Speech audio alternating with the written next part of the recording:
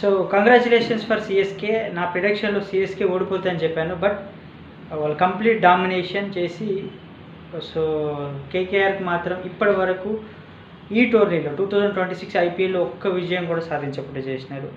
So I hope KKR ఇలానే continue అవుతుందా, changes ఏమైనా చేస్తుందా అనేది నెక్స్ట్ మ్యాచెస్ మీద ఆధారపడింది.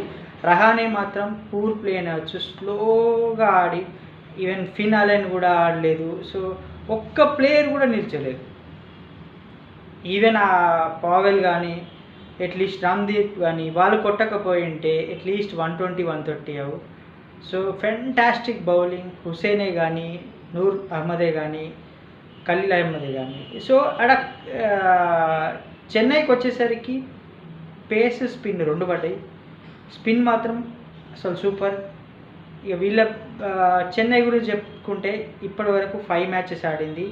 సో 5 మ్యాచెస్ ఒక్కసారి గమనిస్తే టేబుల్ టాపర్స్తో అన్నిటితో ఆడింది. Like RR, PBK, like RCB. Table లూజర్స్తో లైక్ డీసీ అండ్ కేకేఆర్ రెండింటితో ఆడింది. సో టేబుల్ టాపర్ 3 ఓడిపోయింది, లైక్ డీసీ అండ్ కేకేఆర్తో గెలిచింది. ఈవెన్ ఈ 5 మ్యాచెస్లో కేకేఆర్ బ్యాటింగ్ మాత్రం సూపర్. ఒక్క మ్యాచ్ తప్పితే ఫస్ట్ ఆర్ఆర్తో 126 or 127 స్మాల్ స్కోర్. సో పంజాబ్లో కూడా చూసుకుంటే ఆర్యన్ ప్లస్ సిమ్రాన్ సింగ్ కొత్త ప్లేయర్స్ని పరిచయం చేస్తున్నారు ఐపీఎల్. ప్లస్ మన పిల్లలు కూడా భవిష్యత్తులో క్రికెట్లోకి వెళ్ళాలి, సో ఆ స్పోర్ట్స్ మీద అవగాహన కూడా ఉండాలి అని నేను కూడా కోరుకుంటున్నాను. ప్లస్ నిన్నటి మ్యాచ్ కేకేఆర్ వర్సెస్ సిఎస్కే గురించి 2 ముక్కల్లో చెప్పొచ్చు. శాంసంగ్ ఎప్పుడైతే ఫస్ట్ 3 బాలల్లో 3 4లు కొట్టగానే అనుకున్నాను is again came to form. So ఫామ్లోకి వచ్చిందంటే అతన్ని ఎవరు ఆపలేరు. Same Ayush Mhatre it's a fantastic. యాక్చువల్గా అతనిలో ఒక సూర్యకుమార్ను చూడొచ్చు, అభిషేక్ శర్మను, వైభవ్ను అందరూ చూడవచ్చు. అంత neat game. Is a best player కూడా అనుకోవచ్చు, అంత బాగా ఆడిండు.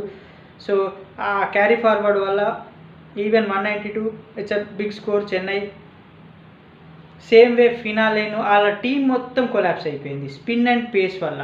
So congratulation for CSK. ఓటమి అంచుల నుంచి కాకుండా సో ఓటమికే ఒక రుచి నేర్పిస్తున్నారు. ఓటమి ఇంకా నాకు తెలిసి వీళ్ళు ఫామ్లోకి వస్తే ఎవరు ఆపలేరు. సో మేబీ కంటిన్యూ కూడా కొనసాగుతుండొచ్చు, బట్ నెక్స్ట్ ఫ్యూ గేమ్స్ మాత్రం టఫ్గా ఉంటాయి. ముంబైతో అయినా కానీ నెక్స్ట్ ఆర్సీబీతో అయినా కానీ టఫ్ గేమ్స్ ఉంటాయి. చూడాలి ఎట్లా పోతుంటుందో ఇది. సో సెకండ్ ఫేజ్కు దగ్గరలో ఉన్నాం. ఇంకొక 3 మ్యాచెస్ అయితే దగ్గరికి వస్తాం. సెకండ్ ఫేజ్ మాత్రం టగ్ ఆఫర్ వస్తాయి మ్యాచెస్. సో అందరూ ప్లే ఆఫ్స్ కోసం ట్రై చేస్తుంటారు. So bye bye. మా వీడియోస్ నచ్చితే లైక్ చేయండి, షేర్ చేయండి, కామెంట్ చేయండి. Bye bye.